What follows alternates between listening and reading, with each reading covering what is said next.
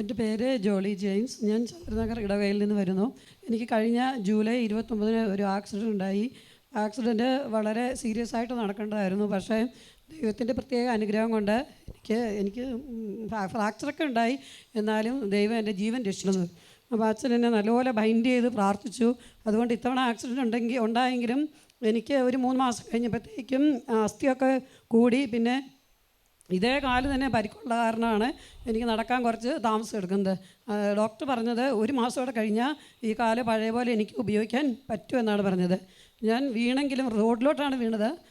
എൻ്റെ മുതുകത്ത് ബൈബിളുണ്ടായിരുന്നു, ബാഗിൽ ബൈബിളുണ്ടായിരുന്നു. ഈ ബൈബിളിലേക്കാണ് ഞാൻ വീണത്. അതുകൊണ്ട് ദൈവം എന്നെ താങ്ങി പിടിച്ചു എന്ന് ഞാൻ വിശ്വസിക്കുന്നു. കാരണം എൻ്റെ റിബ്സിനൊന്നും പറ്റിയില്ല, എൻ്റെ കൈക്കൊന്നും പറ്റിയില്ല.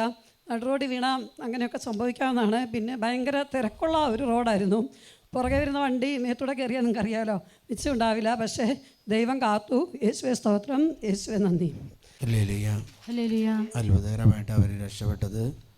അത് വാളയാറ് കൊച്ചി ഹൈവേ പാതയിലാണ് അവർ വീണത്.